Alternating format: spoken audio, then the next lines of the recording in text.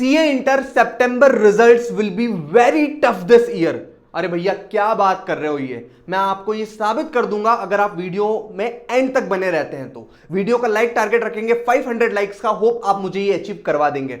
इस बार जब फाउंडेशन का रिजल्ट आया बेटा, वो बहुत कम था, 15-20% से भी कम रिजल्ट आ रहा है। आप समझ पा रहे हो आईसीएआई का माइंडसेट, देख रहे हो कि यार बच्चे को हमको सीए फाइनल आर्टिकलशिप तक तभी भेजना है जब वो बहुत कैपेबल बन चुका है। और मुझे लगता है कि अगर फाउंडेशन में इस लेवल का रिजल्ट अगर इंस्टीट्यूट अब लाने लगी है तो वो दिन दूर नहीं जब सीए इंटर का भी रिजल्ट कुछ हद तक कम होने वाला है। बिकॉज यार एक बार जब आपकी आर्टिकलशिप स्टार्ट हो जाती है ना बच्चे, जब आप सीए फाइनल में पहुंच जाते हैं और उस उम्र में जब 25-27 साल के होते हैं और अटेम्प्ट पर अटेम्प्ट देते हैं तो एक बहुत मेंटल प्रेशर बनता है यार, एंजाइटी होती है। जस्ट इमेजिन द सिचुएशन कि यार अब बस तुम सीए बनने वाले हो, तुम्हारी आर्टिकलशिप खत्म हो चुकी है और 25-26 साल की उम्र में तुम अटेम्प्ट पर अटेम्प्ट दे रहे हो। उस वक्त पता है क्या होता है बेटा, मैं आपको रियलिटी बताता हूं, बिकॉज मेरे बहुत सारे दोस्त ये फेस कर रहे हैं।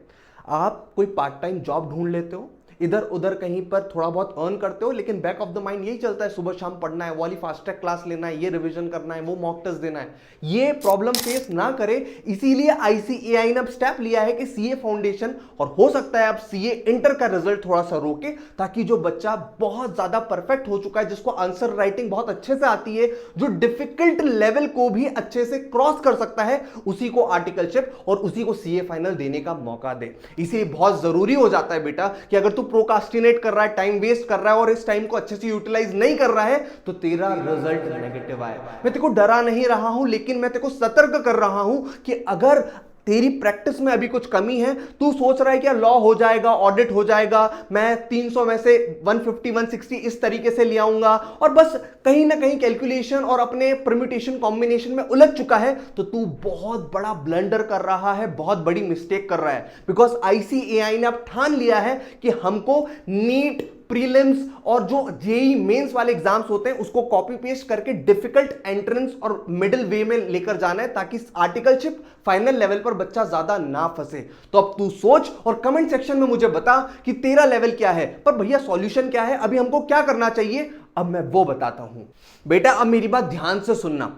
मुझे पता है 30% तो तेरा एमसीक्यू आने वाला है, पर एमसीक्यू ना दो धारी तलवार होती है। अगर तेरा सही गया तो पूरे नंबर मिल जाते हैं और गलत गया तो एक नंबर भी नहीं मिलता। और जब हम पूरा का पूरा आंसर लिखते हैं ना तो उसमें चांसेस होते हैं कि 4 में से 1 नंबर तो मिल जाएगा। तो मैं आपको बता दूं, अगर तुम एमसीक्यू को अच्छे से फेस करने का सोच रहे हो तो कॉन्सेप्ट क्लैरिटी तुम्हारी जी जान होनी चाहिए। तुम अगर बस समराइज नोट्स कहीं से बस ऊपर ऊपर से चीजें पढ़ के चले जाओगे, पूरा स्टडी मटेरियल अगर कवर नहीं किया होगा, मतलब कॉन्सेप्ट्स पर अच्छा ग्रिप नहीं होगा, तो तुम्हारे एमसीक्यू गलत जा सकते हैं बेटा। तुमको पता होना चाहिए कि लॉ, ऑडिट जैसे सब्जेक्ट, टैक्सेशन जैसे सब्जेक्ट में आंसर राइटिंग कितना इंपॉर्टेंट रोल प्ले करती है। अगर तुम्हारा आंसर प्रोफेशनल लुक नहीं दे रहा होगा, अभी भी तुम सीए फाउंडेशन या फिर सीए जो अपना क्लास 11-12 वाला फॉर्मेट अपना रहे होगे, तो हो सकता है तुम्हारे मार्क्स में कटौती हो जाए। बिकॉज मैं आपको बताऊं, एक राज की बात बताऊं, जब सीए फाउंडेशन का जब रिजल्ट्स अनाउंस हुआ ना इस बार, तो कोई भी स्टूडेंट ने ऐसा नहीं बोला कि मेरा पेपर बहुत डिफिकल्ट आया था। जब एग्जाम्स देकर आए थे स्टूडेंट वो एग्जाम सेंटर से, तो सब बस मजे में थे, अरे हाँ अच्छा था, मीडियम था, क्वेश्चन पेपर अच्छा चंगा रहा करके।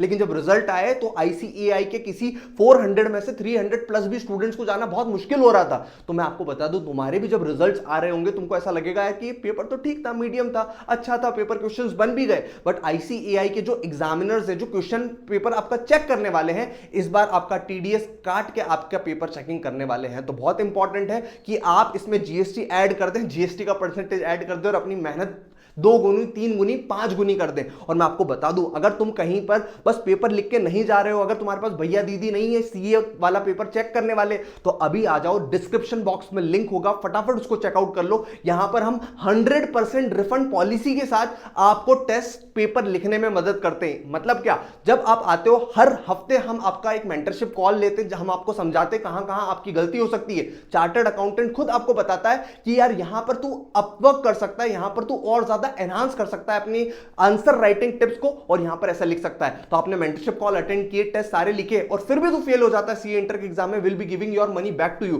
तो बहुत जरूरी है टेस्ट पेपर लिख कर देखना, उसको एनालाइज करना और आईसीएआई को बता के जाना कि सर आपका परसेंटेज कितना भी हो, तुम्हारा भाई सीए फाइनल में जाएगा, मतलब जाएगा। कमेंट सेक्शन में जा, yes sir I will be CA finalist in the coming attempt, अपना पूरा दम लगा दूंगा, अपनी पूरी जान झोंक दूंगा, प्रोकास्टिनेट नहीं करूंगा, टाइम वेस्ट नहीं करूंगा। इंस्टाग्राम को आज ही कुछ अनइंस्टॉल कर दूंगा और अपना पूरा फोकस, अपना पूरा डेडिकेशन, अपनी पूरा गोल पर फोकस सीए इंटर की अपकमिंग एग्जाम में लगा दूंगा। My all wishes are with you. मुझे तुझ पर भरोसा है, तुझ पर ट्रस्ट है कि तू मेरी ये बात मानेगा और अपना बेस्ट देकर आएगा for the CA inter exam. जा कमेंट सेक्शन में लिख दे और डिस्क्रिप्शन बॉक्स में लिंक है और इस नंबर पर व्हाट्सएप कर देना अगर तुझे कुछ भी क्वेरी हो। I want you to clear CA inter in this upcoming exam. Bye bye, take care.